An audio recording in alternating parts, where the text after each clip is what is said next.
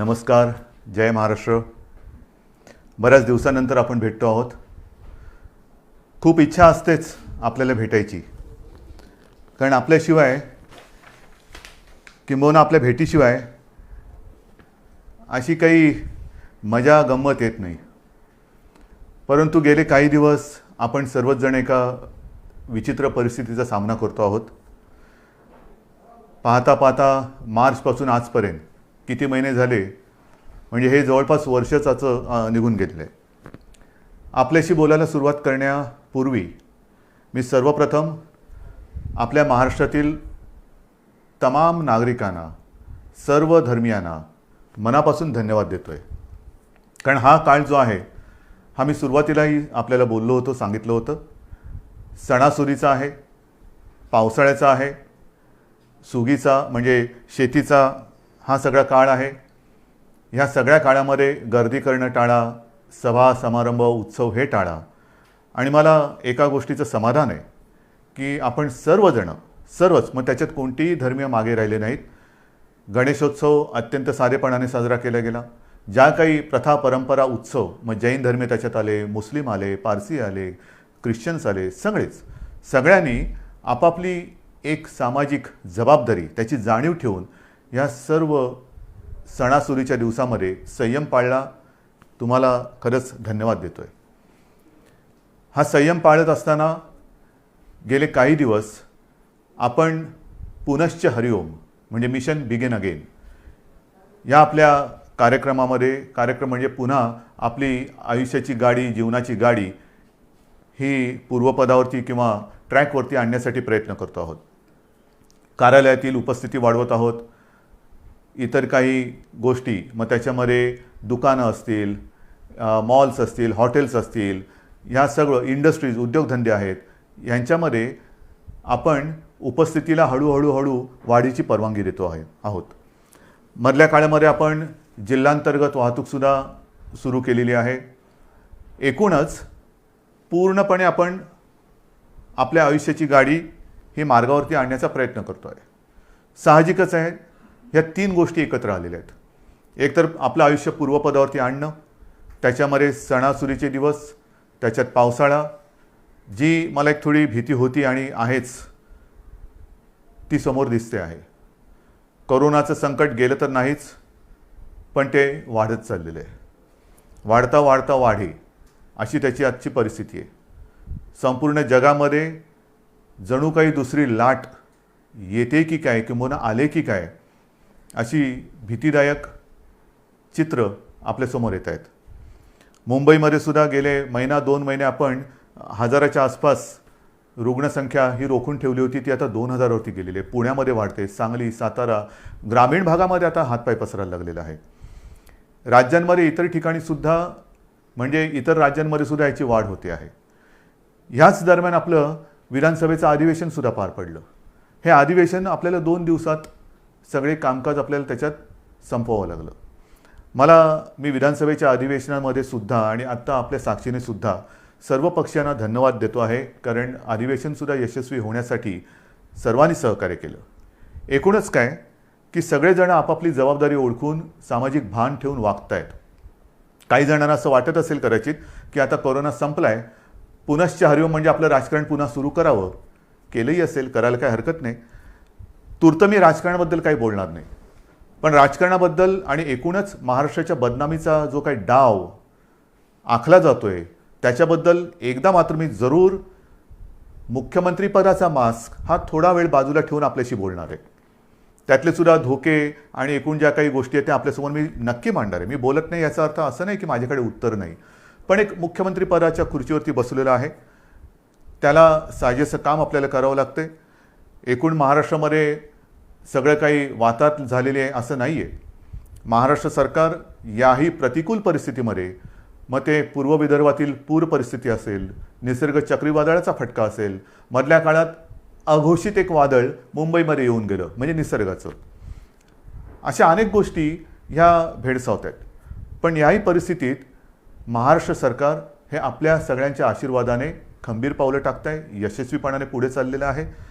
हे केवळ आणि केवळ आपल्या आशीर्वादाचंच हे बळ आहे. आज मी काही गोष्टी आपल्याशी बोलणार आहेच, पण सुरुवात करताना मी करोना या विषयावरतीच बोलणार आहे. कारण करोनाचं संकट हे आता हळूहळू अक्राळ विक्राळ रूप धारण करेल की काय, अशी एक जगभर चिंता व्यक्त केली जाते. WHO ह्या संस्थेने सांगितलेलं आहे की कदाचित ही पुढच्या अधिक भीषण संकटाची नांदी असू शकेल. घाबरण्याचं काम नाही आहे, पण खबरदारी मात्र घेतलीच पाहिजे. अगदी सुरुवातीच्या काळात मी आपल्याला बोललो होतो की तुम्ही खबरदारी घ्या, आम्ही जबाबदारी घेतो. आज मी जबाबदारीतला काही हिस्सा हा तुमच्यावरती सुद्धा टाकणार आहे. आपल्या खांद्यावरती सुद्धा मी जबाबदारी टाकणार आहे. खबरदारी आणि जबाबदारी ह्याचा दोन्हीचा वाटप आपण दोघांनी करायचं आहे. काही गोष्टींची खबरदारी ही आम्हीही घेणार आहोत, काही गोष्टींची खबरदारी ही तुम्ही घ्यायची, काही जबाबदारी ही सरकारही घेईल, काही जबाबदारी आपणही घ्यायची आहे. मुख्य म्हणजे आपली जबाबदारी ही आपल्या कुटुंबापुरती असणार आहे. आणि म्हणून आपण ऐकलं असाल, पाहिलं असाल, मी महाराष्ट्रामध्ये येत्या 15 तारखेपासून जवळपास एक महिनाभर एक मोहीम राबवतो आहे.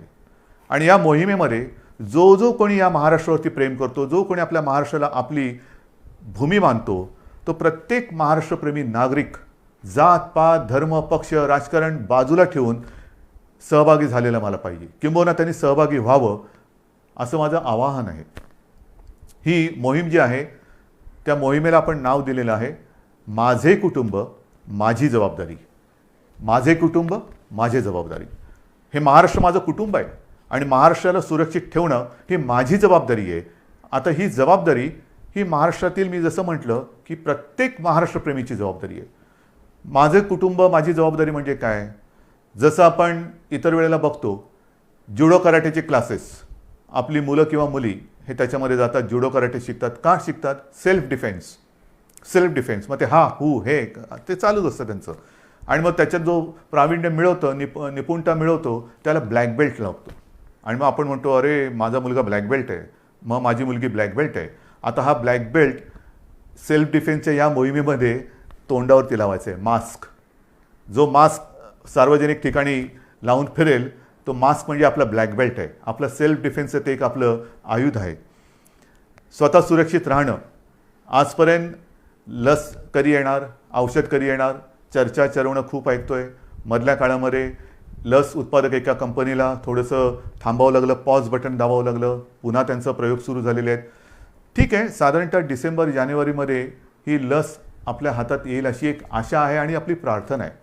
पण तोपर्यंत हे आता जागतिक सत्य आहे की सदा सर्वदा योग तुझा घडावा नाही.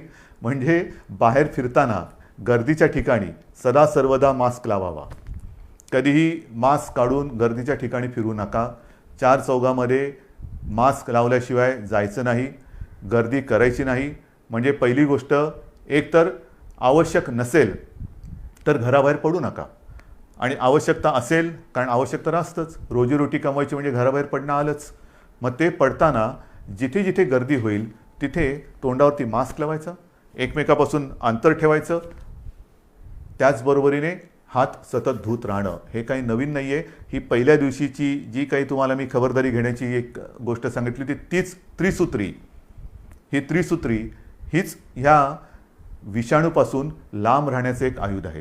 ह्याच्या पलीकडे अजूनही तसं काही आलं आहे. औषधं येत आहेत, उपचार होत आहेत, आपण सुविधा वाढवतो आहोत, रुग्णशय्या वाढवतो आहोत, जम्बो हॉस्पिटल्स वाढवतो आहोत. ऑक्सिजनची थोडीशी एक कमतरता जाणवते, कारण आपले उद्योगधंदे सुरू झाले, त्यांनासुद्धा ऑक्सिजन लागत आहेत. पण आपण आता ऑक्सिजन ही आपल्या आरोग्य खात्याची प्राथमिकता ठरवलेली आहे. त्याच्यामध्ये 80% ऑक्सिजन हा प्रथम आरोग्यासाठी वापरला जाईल आणि मग आपण उद्योगासाठी देऊ. तर ह्या सगळ्या गोष्टी करतोय. डॉक्टरांचे टास्क फोर्स नेमतोय, कोरोना दक्षता समित्या नेमतो आहेत. परंतु ही जी मोहीम माझे कुटुंब माझी जबाबदारी आपण सुरू करतो आहोत, त्याच्यामध्ये एक दोन गोष्टी महत्त्वाच्या आहेत. एक म्हणजे प्रशासनाकडून माझ्या सूचना अशा आहेत आणि अपेक्षा माझी अशी आहे की अवघड जरी वाटत असलं तरी अशक्य काहीच नसतं. अवघड म्हणजे काय की महाराष्ट्राची लोकसंख्या ही जवळपास 12 कोटी आहे. ह्या 12 कोटी जनतेची आरोग्य तपासणी ही अशक्यप्राय आणि अवघड आहे. 12 कोटी कुटुंब म्हटल्यानंतर किती घरं आली, कुठे कुठे आली, घनदाट लोकवस्ती कुठे आहे, तुरळक लोकवस्ती कुठे आहे, आपला प्रयत्न असा असणार आहे की ह्या महाराष्ट्रातील प्रत्येक घरामध्ये पुढच्या महिनाभरामध्ये किमान 2 वेळा तरी आरोग्याची चौकशी करायला आपली टीम जाईल. त्याच्यामध्ये मला आमदार, खासदार, जिल्हा परिषद सदस्य, सरपंच, नगरसेवक सगळ्यांनाच मी सांगतोय की प्रत्येक जणांनी आपापल्या वॉर्डाची जबाबदारी घ्यावी. आपापल्या वॉर्डामध्ये म्हणजे छोट्या छोट्या विभागात जर का आपण जबाबदारी घेतली तर संपूर्ण महाराष्ट्र हा आपण याच्यामध्ये सहज व्यापून टाकू शकतो. कारण प्रत्येक मतदारसंघाला त्याचा लोकप्रतिनिधी आहे. त्या लोकप्रतिनिधींनी जर का जबाबदारी घेतली की माझ्या विभागाची जबाबदारी मी घेतो, काय टीम नेमायचे, ह्याच्यामध्ये शासनाचे आरोग्य विभागाचे असतील, महसूल यंत्रणेचे असतील, इतर आरोग्य कर्मचारी असतील, सोबत जर का आपल्या पक्षाचे असतील, असू द्या, आरोग्य तपासणी करायची. आरोग्य तपासणी म्हणजे चौकशी करायची. चौकशी म्हणजे कसं आहे की घराघरात जायचं, साधारणतः विचारपूस करायची की आपल्याकडे 50-55च्या वयापेक्षा कोण आहे, अधिक वयाचे कोण आहेत, त्यांचं ऑक्सिजन लेवल काय आहे, त्यांना इतर काही व्याधी आहेत का, काही लक्षणं आहेत का. जर काही व्याधी किंवा लक्षणं असतील तर ती आपल्या शासनाच्या यंत्रणेला लक्षात आणून द्यायचं. मग त्यानुसार पुढील उपचार काय करायचे, कुठे करायचे ह्याचं मार्गदर्शन आपली मग शासकीय टीम त्यांना करेल. एकूणच काय की आपण मुंबईमध्ये जी यंत्रणा लावलेली आहे, मोहीम राबवतो आहोत, चेस द व्हायरस. म्हणजे व्हायरस पोचायच्या आधी आपण आपल्या नागरिकाकडे, माता भगिनी बांधवांकडे जायचं आणि त्यांना या व्हायरसपासून वाचवायचं. त्यांच्यामध्ये जर का रोगप्रतिकारक शक्ती कमी असेल, इतर काही व्याधी विकार असतील तर त्याच्यावरती इलाज करणं, ऑक्सिजन वाढवणं, ह्या सगळ्या गोष्टी करणं हे माझे कुटुंब, माझी जबाबदारी, ही एक बाब झाली. बाहेर फिरताना सुद्धा जे मी आपल्याला सांगितलं, बाहेर जो कुटुंबातला बाहेर जाऊन येईल त्यांनी, मी तर तुम्हाला काही गोष्टी सांगणारच आहे, मी मुद्दामून कागदावरती घेतलेल्या आहेत. आणि काही गोष्टी ह्या अगदी लहानपणी आपल्याला सांगितल्या गेलेल्या आहेत. मला सुद्धा आठवतं आहे, माझी आम्ही बाहेरून खेळून आल्यानंतर आम्हाला मुलांना सांगायची, अरे खेळून आलास, चल हातपाय धू, कपडे बदल. आणि मग आमच्या प्रार्थना असायची, परवच्या असायची. हे लहानपणीचे संस्कार. आता हेच संस्कार, ह्याच गोष्टी ह्या कोरोनाने आपल्याला सांगितलेल्या आहेत. बाहेर जाताना, बाहेर पडल्यानंतर सार्वजनिक ठिकाणी मास्क घालणे, बाहेरून गर्दीच्या ठिकाणावरून आल्याबरोबर आपल्यापासून माझं कुटुंब, ती माझी जबाबदारी आहे. मग समजा माझ्याकडनं कुठून त्यांना प्रादुर्भाव झाला, संसर्ग झाला, तर कुटुंब धोक्यात येऊ शकतं. आणि म्हणून मी बाहेरून आल्यानंतर पहिले जोडे बाहेर काढा. बाहेर सगळं फिरून आल्यानंतर चपला घालून आत यायचं नाही, बूट दाराशी काढायचे, आत आल्यानंतर हातपाय स्वच्छ धुवायचे, जर वाटलं आपल्याला तर आंघोळ करा, कपडे धुवायला टाका. या साऱ्या गोष्टी आहेत. रस्त्यावरती थुकू नका, सार्वजनिक ठिकाणी शिंकू नका, खोकू नका, या साऱ्या गोष्टी आहेत. पण त्याच आता आपल्याला कटाक्षाने पाळावे लागत आहेत. आणि म्हणून लोकांमध्ये वावरताना सुरक्षित अंतर ठेवावे, मास्क घालावा, हात वारंवार धुवावे. इतर व्यक्तींशी बोलताना हे आणखीन एक महत्त्वाचं आहे, इतर व्यक्तींशी बोलताना फेस टू फेस, काय मी त्याच्या तोंडावरती बोललो नाही, तोंडावरती नका बोलू. जरा समोरासमोर बोलण्याचं टाळायचं आहे. आणि बोलताना जरा फेस टू फेस न बोललं तर अधिक चांगलं. त्याच्यानंतर ऑनलाईन खरेदीवरती भर द्यायचा. जिथे जिथे सुपर मार्केट असतील किंवा काही सार्वजनिक बाजार असतील तिथे गर्दी नसलेल्या वेळी जावे, गर्दी करू नये. दुकानातील वस्तूंच्या सॅम्पलला कारण नसताना हात लावू नये. सार्वजनिक वाहनातून म्हणजे जसं शहरांमध्ये आपण आता बसेस सुरू केलेल्या आहेत, लोकलसुद्धा काही वर्गांसाठी सुरू केलेल्या आहेत, आणखीन काही त्याच्यात वाढ करतो आहोत, लोकलची वारंवारता वाढवतो आहोत, आणखीन हळूहळू सगळ्या गोष्टी आपण वाढवत जातो आहोत. पण सार्वजनिक वाहनात असाल तर बोलू नका, शक्यतो कमी बोला. त्याच्यानंतर बैठका, जशा बैठका आता मुख्यमंत्री घरी बसून काम करतात, घराबाहेर पडा. पण त्यांना कल्पना, हे माझ्यावरती जे आरोप करतायत ते जिथे गेलेले नाहीत, तिथे दुर्गम भागात मी व्हिडिओच्या माध्यमातून जाऊन येतो, फिरतो, तिथे मी सूचना देतो. जिथे तुम्ही पोचू शकत नाहीत, गेलेला नाहीत, तिथे मी जातो आहे, मी बोलतो आहे. कसा? या तंत्रज्ञानाच्या माध्यमातून. तर जिथे जिथे आवश्यकता असेल तिकडे किंबहुना जर का आपल्याला बैठका घ्यायच्या असतील तर व्हिडिओ कॉन्फरन्सिंग करा. हे फार महत्त्वाचं आहे. त्याच्यानंतर जर लक्षणं आढळली, कोणाला जर का वाटलं, लक्षणंसुद्धा आता मी सगळ्या काही गोष्टी तुम्हाला सांगत नाही जाणार, बऱ्याचशा गोष्टी आपल्याला कल्पना आहे. लक्षणं आढळली तर तुम्ही कुठे गेला होतात, साधारणतः कोणाला भेटला होता, त्याची एक माहिती, त्याची एक यादी ही आपल्याला तपासायला आलेल्या आरोग्य अधिकारी किंवा जी शासन यंत्रणा असेल त्याच्याकडे द्या, की जेणेकरून त्यांच्यापासून म्हणजे त्यांच्यावरती आपण इलाज करू शकू आणि त्यांच्यापासून इतरांना होणारा संसर्ग आपण थांबवू शकू. इतरांसमोर जेवताना, कारण आता हळूहळू आपण हॉटेल्स, मोठी जी 5 स्टार असतील, लॉजेस असतील, ह्या काही हॉटेल्सना आपण परवानगी दिलेत, पूर्ण चालवायला दिलेत. त्यांच्यामधले रेस्टॉरंट्सना परवानगी दिले. गेल्या आठवड्यात मला रेस्टॉरंटची काही लोकं भेटून गेलेली जी ह्या हॉटेलच्या बाहेरची आहेत. आमचं काय करणार? जिमची लोकं येऊन भेटून गेली. आमचं काय करणार? सगळ्यांशी मी बोलतोय. त्यांना सुद्धा काही सूचनावली मला द्यायची आहेत, ती पाळा आणि आपण ते ओपन करू. आणि म्हणून इतरांसमवेत जेवताना समोरासमोर बसू नका. महत्त्वाचं काय की समोरासमोर हा जो व्हायरस येणं जाणं करू शकतो, त्याच्यात आपल्याला त्याचा मार्ग हा बदलून टाकायचा. म्हणजे समोरासमोर नसेल, बाजूला असेल, तर तो जर का दुर्दैवाने कोण त्याच्यात संसर्गजन्य असेल, झालेला असेल, संसर्ग झालेला असेल, संसर्ग बाधित, तर त्याच्यापासून दुसऱ्याला संसर्ग होणार नाही. जेवणातील पदार्थ इतरांना वाटताना मोठ्या बाउल्समध्ये न घेता छोट्या छोट्या वाळ्याच्यात घ्या, हे आहे. नंतर काही ठिकाणी आपण बघतो सार्वजनिक शौचालय असतील, त्याची स्वच्छता आणि निर्जंतुकीकरण तर हे आपण करतोच आहोत, करावं लागतंच आहे, करावं लागणारच आहे. पण घरामध्ये सुद्धा ज्यांच्याकडे आता शहरी भाग आहे, शहरामध्ये पूर्वीच्या शौचालयांची आता कमतरता आहे, ती जात चालली. नवीन ती युरोपियन स्टाईलची आली. त्याच्यात फ्लश करताना त्याचं झाकण बंद करून फ्लश करा, की जेणेकरून पुढचं सांगण्याची गरज नाही. नंतर जर भेटायचं असलं तर बंद जागेत भेटायचं टाळायचं, उघडं पाहिजे. मी मागेही आपल्याला सांगितलं होतं की एअर कंडिशनचा वापर करण्यापेक्षा खिडक्या, चला हवा येऊ द्या, हवा खेळती राहिली पाहिजे, हवेचं येणं जाणं चाललं पाहिजे. आणि अडचणीच्या जागी, अपुऱ्या जागी जास्त वेळ थांबू नका. अशा या काही गोष्टी आहेत, ह्या मी तुम्हाला ह्या मोहिमेच्या माध्यमातून सांगणार आहे. ही मोहीम आपल्याला राबवायची, ह्याच्यात मला जनतेचा सहभाग पाहिजे. लहान मुलं, तुमच्या काही सूचना असतील त्या द्या, चित्र काढा. मी जाहिरात संस्थांना बोलवणार आहे, वृत्तपत्र वाहिन्यांना बोलवणार आहे, प्रसार माध्यमांना बोलवणार आहे. प्रत्येकजण मी काय करू शकतो, जसं ते म्हणतात ना, रामसेतू बांधताना खारीचा वाटा, प्रत्येकाने खारीचा वाटा सिंहाचा घ्यायचा तर सिंहाचा घ्या, खारीचा घ्यायचा खारीचा घ्या. पण मी या मोहिमेत आहे हे मला पाहिजे. सगळ्या जणांनी अत्यंत प्रामाणिकपणाने या मोहिमेत सहभागी होऊन, हे युद्ध आहे, हे युद्ध आता सार्वत्रिक, सगळी ज्या वेळेला जनता रस्त्यावरती उतरते तेव्हाच त्या युद्धामध्ये यश मिळतं. आजपर्यंत आपण हे युद्ध घरी बसून लढत होतो. आता मला तुम्हाला एक एक गोष्टी मी उघड करत चालू असताना, अजून मी पूर्ण ओपन केलेल्या नाहीत, कारण व्हायरस वाढतो आहे. पुन्हा लॉकडाऊन करायची वेळ येऊ नये हीच एक अपेक्षा आहे. पण जर ह्या गोष्टी तुम्ही कटाक्षाने पाळणार असाल तर, अजूनही मला काही ठिकाणी दिसतंय, मी येता जाताना बघतो, हळूहळू मुंबईमध्ये सुद्धा शिथिलता यायला लागलेली आहे. मास्क असतात, पण ते मास्क कसे हनुवटीवरती असतात. आज मी मास्क घातला नाही, कारण मी एकटा या खोलीत तुमच्याशी बोलतोय.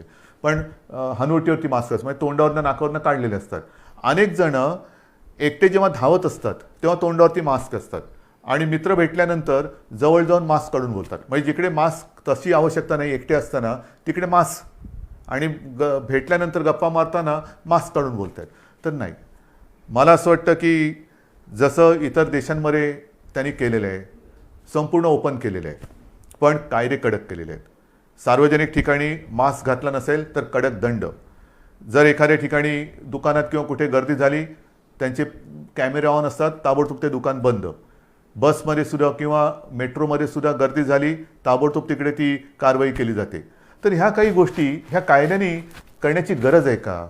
का आपण आपली सुरक्षितता किंवा आपली जबाबदारी आपण पार पाडू शकत नाही का? आपण करू शकतो. पण हे कायदे काही ठिकाणी आपल्याला जरूर करावे लागणार. जर का मास्क घातला नाही, दंड करावा लागणार. गर्दी झाली, पुढची थोडीशी कारवाई करावी लागणार. तर अंगवळणी या गोष्टी पडेपर्यंत थोडंफार आपल्याला या गोष्टी समजून घ्याव्या लागतील. शिथिलता आपल्या वागण्यात येता कामा नये. आयुष्यामध्ये हे संकट, हे कदाचित जगावरचं पहिलं महाभयानक संकट असेल, आणि त्याचा सामना आपण करतोय, आपली पिढी त्याचा सामना करते आहे. आणि हे संकट हे शेवटचं असेलच असं नाही, कदाचित पुढे अशी संकटे येऊ शकतील. आणि एकूणच ह्या संकटातून बाहेर पडताना पुढच्या संकटाचा सामना कसा करावा ते ह्या संकटातून आपण शिकू शकतो. हे झालं या कोरोनाच्या बाबतीमध्ये. पण गेल्या काही दिवसामध्ये ज्या काही गोष्टी आपण सरकार म्हणून केलेल्या आहेत, वादळं मागून वादळं, मग ती निसर्गाची वादळं असतील, राजकीय वादळ तर ठीक आहे, त्याचा सामना तर मी करेन तुमच्या सगळ्यांच्या सोबतीने. परंतु खास करून मला एका गोष्टीचं समाधान वाटते की याही कठीण परिस्थितीत आपण जे वचन शेतकऱ्याने दिलं होतं की तुमचं यांचं कर्ज पीक कर्ज हे 2 लाखापर्यंत आहे, त्या महाराष्ट्रातील सर्व शेतकऱ्यांना आपण कर्जमुक्त करणार. जवळपास 29.5 लाख शेतकऱ्यांना आपण कर्जमुक्त केलेलं आहे. एक अभिमान आहे, नक्कीच अभिमान आहे की पहिलं अधिवेशन जे आपलं झालं होतं नागपूरचं, त्या अधिवेशनात आपण जाहीर केलं होतं आणि त्याप्रमाणे जाहीर केल्याप्रमाणे आपण जवळपास 29.5 लाख शेतकऱ्यांना कर्जमुक्त केलेलं आहे. यावर्षी विक्रमी कापूस खरेदी केलेली आहे. जिथे जिथे जे काही नुकसान झालेलं आहे, आणखीन काय झालेलं असेल, तिथे तिथे सरकार म्हणून आपली जबाबदारी आपण पार पाडतो आहोत. एकूणच सरकार शेतकऱ्यांच्या आणि महाराष्ट्रातील नागरिकांच्या सोबत त्यांच्या पाठी खंबीरपणाने उभं आहे. आणखीन एक विशेष गोष्ट म्हणजे जवळपास पुढचं वर्ष आपल्या महाराष्ट्रातील जे कुपोषित बालकं आहेत, आदिवासी बालकं आहेत, अशा जवळपास 6.5 लाख बालकांना आपण वर्षभर मोफत दूध भुकटे देतो आहोत. त्याचबरोबरीने जवळपास 1.25 लाख अशा माता भगिनी आहेत ज्या गरोदर आहेत किंबहुना काही स्तनदा माता आहेत, त्यांच्या आरोग्यासाठी सुद्धा आपण ही दूध भुकटी मोफत देत आहोत. या गोष्टी करतो आपण जी गेली काही वर्ष आदिवासींसाठी, आदिवासी माता भगिनी बांधव आहेत, त्यांच्याकडे बऱ्याचदा कोणाचंच लक्ष नसतं, पण त्यांच्यासाठी खावटी अनुदान योजना जी होती, जी गेली काही वर्ष बंद झाली होती, ती सुद्धा आपण चालू केलेली आहे. शिवभोजन आपण 10 रुपयामध्ये थाळी देत होतो, ती या काळात 5 रुपयात केलेली आहे. जवळपास 2.25 कोटी, जवळपास 2.25 कोटी थाळ्यांचं वितरण या कोरोनाच्या काळात झालेलं आहे आणि हे सतत चालू आहे. बेड्स वाढवत आहोत. म्हणजे मी विधानसभेत माहिती दिली होती की जेव्हा कोरोनाचा पहिला रुग्ण आपल्या राज्यात सापडला तेव्हा संपूर्ण राज्यात साधारणतः सगळे मिळून 7,500 रुग्णशय्या होत्या. 7,500, 7,700 आणि काहीतरी. आजच्या घडीला आपल्या राज्यात सर्व बेड्स जर का धरले, त्याच्यात नेहमीचे beds, oxygen beds, ICU, ventilators, तर किमान 3,60,000 बेड्स आपण ह्या गेल्या 4-5 महिन्यात वाढवलेले आहेत. ICU बेड्स वाढवलेले आहेत, डायलिसिसचे बेड्स वाढवलेले आहेत. म्हणजे असं काही नाही की लॉकडाऊन करून आपण गप्प बसलो. लॉकडाऊनमध्ये संसर्गाची साखळी तोडणं, पण त्याचबरोबरीने आपण आरोग्यविषयक सुविधा तयार करणं, हे काम आपण करतो आहोत आणि आज देखील ह्याच्यात खंड नाही पडलेला. जिथे जिथे आवश्यकता असेल तिथे तिथे आपण ह्या बेडची संख्या वाढवतो आहोत. इतर ऑक्सिजन जसं मी म्हटलं तसं थोडे दिवस थोडीशी आपल्याला एक उणीव भासते आहे, चणचण भासते आहे, कारण ऑक्सिजन जरी उपलब्ध असला तरी त्याच्यासाठी कंटेनर उपलब्ध होत नाहीत. तर ह्या सगळ्या गोष्टी जुळवाजुळव करून आपण यातनं मार्ग काढतो आहोत. औषधांमध्ये सुद्धा कुठेही आपण पुरवठा करण्यामध्ये कमी पडत नाहीत. सगळ्या गोष्टी करतो आहोत. किती गोष्टी तुम्हाला सांगायच्या. माझ्याकडे इकडे कागदाची चवडच आहे. ह्या सगळी चवड जर का वाचत बसलो तर संध्याकाळ काय रात्रसुद्धा झाली तरी आपण बोलतच बसू. शिक्षणाच्या बाबतीत सुद्धा ह्या सगळ्या गोष्टी अवघड आहेत, होत्याच. कारण काही ठिकाणी आपण ऑनलाईन शिक्षण सुरू करू शकलो, काही ठिकाणी ऑनलाईनची व्यवस्थाच नाही. मग अशा ठिकाणी ही सगळी सरमिसळ करत करत करत करत आपण शिक्षणाची सुद्धा एक सुरुवात केलेली आहे. मला असं वाटतं की अशी कोणतीही बाब आपण शिल्लक ठेवलेली नाही की जिकडे सरकार म्हणून आपण आपलं काम केलेलं नाही आहे. जसं निसर्ग चक्रीवादळ आलं, निसर्ग चक्रीवादळामध्ये जवळपास 700 कोटी रुपयांची मदत प्रत्यक्ष आणि इतर घरं बिरं असतील त्या माध्यमातून आपण केलेली आहे. अजून ही मदत चालू आहे. नुकतीच तिकडे केंद्राचं पथक येऊन गेलं, संपूर्ण पाहणी केली आणि केंद्रीय पथकसुद्धा समाधान व्यक्त करून गेलं. हे आता केंद्राचं पथक हे म्हणजे कदाचित माणसं बदलली असतील, पण केंद्राचं पथक आता पूर्व विदर्भात जिथे 15-1 दिवसापूर्वी भीषण पूर आला होता तिथली पाहणी करते. त्या पूर्व विदर्भात सुद्धा आपण तातडीने तत्काळ मदत म्हणून जवळपास 18 कोटी रुपये पाठवून दिलेले आहेत. पण एक मी माझ्या पूर्व विदर्भातील पूरग्रस्त माता भगिनींना आणि बांधवांना सांगतो की तुम्ही काळजी करू नका. ज्याप्रमाणे आपण कोल्हापूर आणि सांगली इथल्या पुरामध्ये जशी गेल्या वर्षी त्याच्या 1-1.5 वर्षात जो पूर आला होता तिथल्या जनतेला मदत केली, तशीच संपूर्णपणे मदत ही महाराष्ट्र सरकार, तुमचं सरकार तुम्हाला केल्याशिवाय राहणार नाही. हे करतो आपण. या सगळ्या गोष्टी कुठेही उणीव न ठेवता आपण पार पाडतो आहोत. अनेक संकट जरी आली तरी सरकार काय गप्प नाही बसलेलं. शेतकऱ्याच्या पाठी ते उभा आहे. याचं कारण का? कारण शेतकरी हा वर्क फ्रॉम होम नाही करू शकत. आपण सगळेजण ऑफिसमध्ये येणारे जाणारे लोक वर्क फ्रॉम होम करतो, पण उद्या शेतकऱ्याने ठरवलं वर्क फ्रॉम होम म्हणजे काय करणार? तर शेतकरी जो आहे त्याच्यासाठी सुद्धा आपण एक नवीन योजना ही आणलेली आहे जसं मी आता ही मोहीम एक वेगळी तुम्हाला सांगितली करोनाच्या बाबतीत, तसंच शेतकऱ्याच्या बाबतीमध्ये. कारण मी काय बघतोय गेले अनेक वर्ष, शेतकरी बिचारा अंधारात उडी मारतो. त्याला कल्पना नाही आहे की उद्या निसर्ग राजा त्याला साथ देईल का प्रकोप दाखवेल, रुसेल का हसेल, त्याला काहीच सांगता येत नाही. तरी देखील तो त्याच्या परीने त्याचं जे काय असतं, घरदार असेल, जमीन असेल, वेळप्रसंगी पत्नीचे दागिने असतील, मग त्याच्या कुटुंबातला त्याचा, मी थांबलो का कारण अनेकांना आश्चर्य वाटेल, कुटुंबातील त्याचा बैल, हो त्याचा तो कुटुंबीय असतो, तो सुद्धा त्याला गहाण टाकावा लागतो. आणि सगळं गहाण टाकून म्हणजे आयुष्यच गहाण टाकतो. आणि त्या आपल्या मातीमध्ये सोयाबीन पिकवेल, तूर पिकवेल, कधी कापूस पिकवेल, हे आपल्या विभागवारही अशी रचना झालेली आहे. आणि मग आपल्याला अनुभवास काय येतं, जर निसर्गाने साथ दिली, पीक तरारून आलं, तर त्याला जास्त झालं म्हणून भाव मिळत नाही. निसर्ग रुसला, पावसाने झोडलं, गारपीट झाली, तर उभं पीक म्हणजे सोनं त्याच्या डोळ्या देखत मातीमोल होतं, म्हणजे तरी त्याची पंचायत झाली. डोक्यावरती कर्जाचं ओझं हे वाढतच चालतं. त्या डोंगरातून तो कधी, डोंगराखालून तो कधी बाहेरच येत नाही. आणि म्हणून आपण शेतकऱ्यांसाठी जे पिकेल तेच विकेल, जे विकेल ते पिकेल. आतापर्यंत जे पिकेल ते विकेल असं होतं, पिकणार ते विकणार काय. आता मी उलटं केलं, जे विकेल तेच पिकेल.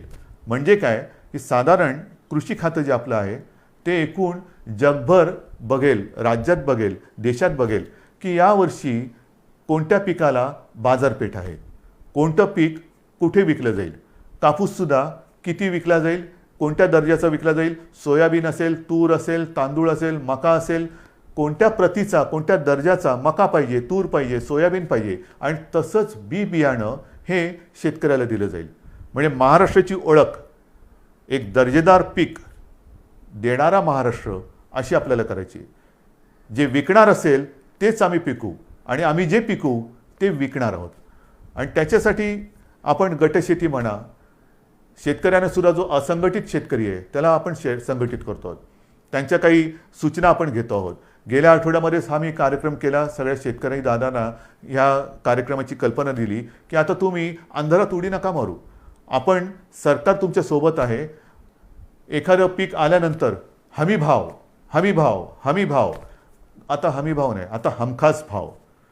माझं जे काय मी मेहनत करतो आहे, कष्ट करतो आहे, रात्री सुद्धा जाऊन मेहनत करतो आहे, शेतामध्ये राबतो आहे, आणि सोनं पिकवल्यानंतर त्या सोन्याला सोन्याचा भाव मिळणार नसेल तर हे सगळं फुकट गेलं. आणि त्याच्यासाठी हमी भाव आता मागायचं नाही, हमखास भाव. आणि जे मी पिकवणार आहे ते विकलं गेलंच पाहिजे. ही जी एक साखळी आहे ती साखळी आता आपण निर्माण करतो आहोत. आणि त्या साखळीमध्ये हा सगळा नाशिवंत माल असतो, भाजीपाला असेल, धान्य असेल, त्यांच्यासाठी विभागवार आपण शीतगृह असतील किंवा स्टोरेज, कोल्ड स्टोरेज, गोडाऊन्स असतील, त्याची एक साखळी निर्माण करतो आहे. त्यांना येण्या जाण्याची जी काय माल वाहतूक असेल ती जी वाहतूक आहे त्याच्यासाठी वेगळं काही आणखीन करता येते का ते बघतोय. त्यांना वाहनं उपलब्ध करून द्यायची, बाजारपेठ उपलब्ध करून द्यायची, कोणत्या बाजारात कसली मागणी आहे त्याच्याप्रमाणे तो त्याचा माल तिकडे नेऊन विकायला त्याला आपण मदत करणार आहोत. अशा अनेक गोष्टी आपण शेतकऱ्यांसाठी करतोय. आपल्या राज्यातला शेतकरी ह्या कर्जबाजारी यापुढे राहता कामा नये. स्वतःच्या पायावरती अभिमानाने तो बोलला पाहिजे की मी माझ्या महाराष्ट्रातला शेतकरी आहे. आणि ही जी आताची कोरोनाची एक लाट येते, लाटेमागून लाट, ह्याच्यामध्ये असं म्हटलं जातं की अनेक देशांमध्ये भूकबळी जाण्याची शक्यता आहे. भूकबळी म्हणजे त्या देशांमध्ये शेती जिथे होत नाही तिथे त्यांना अन्नधान्य हे बाहेरून आणावं लागतं. हा आपला देश हिंदुस्थान हा तर कृषीप्रधान देश आहे. आणि कृषीप्रधान देशामध्ये महाराष्ट्र हे सगळ्यात प्रगत प्रयोगशील राज्य आहे. महाराष्ट्रामध्ये सतत प्रयोग हे होत राहतात. सुधारणा, आधुनिकीकरण हे हा महाराष्ट्राचा स्थायी भाव आहे. आणि म्हणून मला शेतीमध्ये सुद्धा ही आगळी वेगळी क्रांती करायची आहे तुमच्या सहाय्याने. हे सगळं झालं, आत्तापर्यंत तुमच्याशी मी बोललो. त्याच्यानंतर जे मी तुम्हाला सांगितलं की एका मागोमाग एक विषय येत आहेत. गेल्या आठवड्यात अचानक असाच विषय समोर आलेला आहे, तो मराठा आरक्षणाचा. मराठा आरक्षण खरं म्हणजे हा विषय अशा पद्धतीने येण्याची काही आवश्यकता नव्हती. आपण महाराष्ट्र राज्याने सर्व पक्षाने, म्हणजे त्याही वेळेला सत्तेमध्ये शिवसेना होतीच, भारतीय जनता पक्षासोबत होती, राष्ट्रवादी आणि काँग्रेस विरोधात होते, तरी देखील चारही महत्त्वाच्या पक्षांनीच नव्हे तर विधिमंडळातील सर्व पक्षांनी एकमताने मराठा समाजाच्या न्याय हक्काचा हा जो काही लढा होता त्याला न्याय देण्यासाठी मराठा आरक्षणाचा निर्णय घेतला. सर्व पक्षांनी घेतला. एक मताने घेतला, बहुमताने घेतला नाही, एक मताने घेतला आणि आपण तो मंजूर केला. त्याला इकडे उच्च न्यायालयात आव्हान दिलं गेलं, ते आपण जिंकलो. त्याच्यानंतर सर्वोच्च न्यायालयात आव्हान दिलं गेलं, ती लढाई आपण लढतो आहोत. ही लढाई लढताना पहिल्या सरकारने जे वकील दिले त्याच्यात कोणी आपण बदलले नाही. देशातील जे सर्वोत्तम वकील असतील ते आपण त्याच्यात दिलेले आहेत. त्याचबरोबरीने वकील कमी न करता आणखीन त्याच्यात ज्यांनी सूचना दिल्या तेही वकील आपण त्या पॅनलवरती घेतलेले आहेत. बरोबरीने काही संस्था, काही व्यक्ती या केसमध्ये त्याच्यात त्याने इंटरव्हेन केलं. त्यांनी देखील त्यांच्या परीने त्यांच्या पसंतीचे वकील याच्यात दिले. एकूण काय की कुठेही आपण कोर्टामध्ये आर्ग्युमेंट करायला कमी पडलेलो नाही, अजिबात नाही. आपली मागणी सर्वोच्च न्यायालयात काय होती की जसं देशातील इतर राज्यांमध्ये आरक्षणाचा प्रश्न हे प्रलंबित ठेवले गेलेले आहेत, मग लार्जर बेंचसमोर म्हणजे 3 का 5 त्यापेक्षा जास्त न्यायाधीशांच्या बेंचसमोर जसे इतर राज्यातील आरक्षणाचे प्रश्न हे मांडले जात आहेत तशीच परवानगी आम्हाला मोठ्या बेंचसमोर जाण्यासाठी द्या. ही आपली गोष्ट सर्वोच्च न्यायालयाने मानली, नक्कीच मानली. त्याच्याबद्दल मी त्यांना धन्यवाद देतोय. पण ती मानत असताना अनपेक्षितपणे, अनाकलनीय पद्धतीने त्यांनी आपण आरक्षण जे दिलेलं आहे त्याच्या अंमलबजावणीसाठी अंतरिम स्थगिती दिली.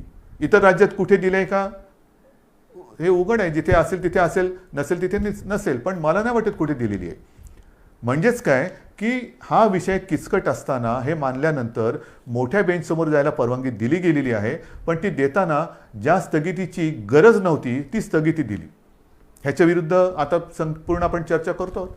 2 दिवसापूर्वी मी ह्या विषयामध्ये ज्या संस्था, व्यक्ती सहभागी आहेत, अत्यंत पोटतिडकीने काम करतायत, आपली मतं मांडतायत, ह्या केसच्या सुनावणीच्या वेळेलासुद्धा मी स्वतः एक किमान 2-4 वेळा तरी व्हिडिओच्या माध्यमातून अशोकराव चव्हाण असतील, आपले एकनाथ शिंदे आहेत, विजय वडेट्टीवार आहेत, अजितदादा आहेत, बाळासाहेब थोरात आहेत, किती मंत्र्यांची नावं घ्यायची, जयंतराव पाटील आहेत, ह्या दिलीपराव वळसे पाटील आहेत, ह्या सगळ्यांसमवेत आम्ही या व्यक्तींशी, संस्थांशी आणि ज्येष्ठ विधितज्ञांची चर्चा करत आपल्याला काय बोललं पाहिजे, कसं बोललं पाहिजे हे ठरवत तिथे आपण कोर्टासमोर आपण बाजू मांडली.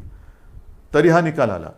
आता सुद्धा 2 दिवसापूर्वी आपण ही बैठक घेतली. काल सुद्धा अशोकरावांनी आणि इतर मंत्र्यांनी, ज्येष्ठ विधी तज्ज्ञ जे आहेत, मुकुल रोहतगी आहेत, आणखीन सगळे आपले वकील आहेत, त्यांच्यासोबत एक व्हिडिओ कॉन्फरन्स केली. आपल्याशी बोलल्यानंतर पुन्हा मी त्या बैठकीला आता जाणार आहे. उद्या परत काही बैठक होईल. एकूण काय की सर्वांची मतं लक्षात घेऊन पुढे काय करायचं, जोपर्यंत ह्याचा निकाल लागत नाही तोपर्यंत आपण पुन्हा कोर्टात तर जाणार आहोत, पण ते जाताना नेमकं काय गाऱ्हाणं मांडायचं, कोणासमोर मांडायचं, कसं मांडायचं.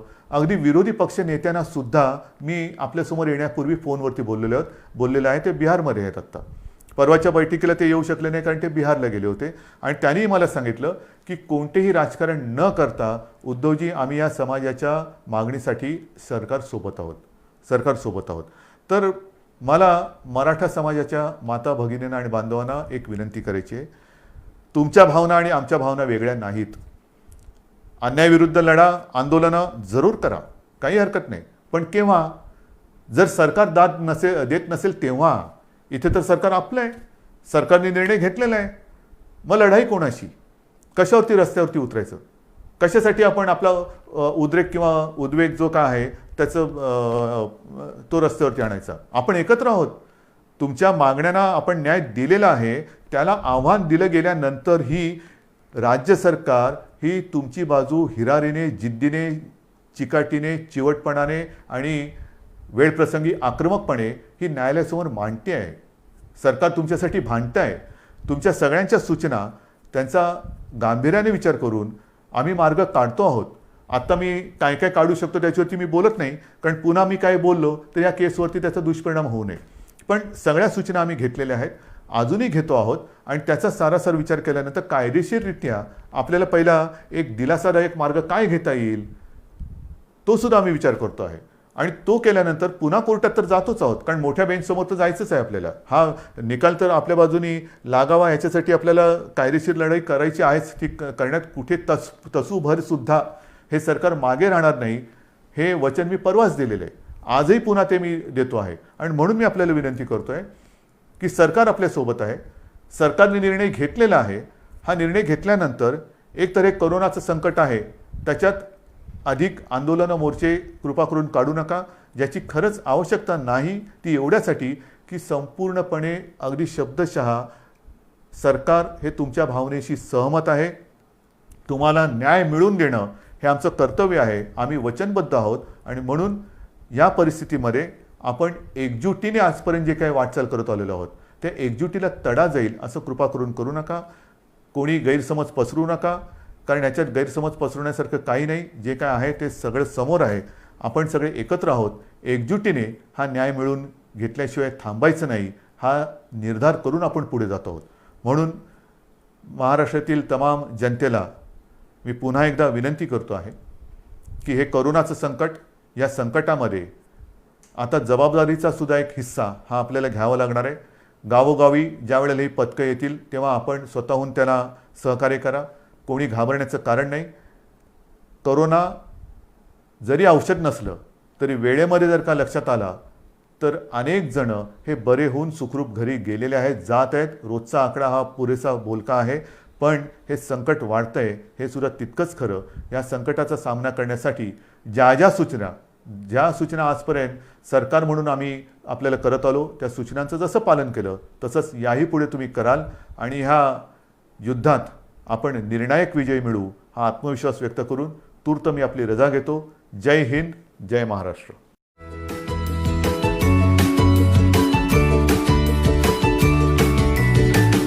बातम्या शेतीच्या, बातम्या मातीच्या, बातम्या अन्यायाच्या, गुन्हेगारीच्या,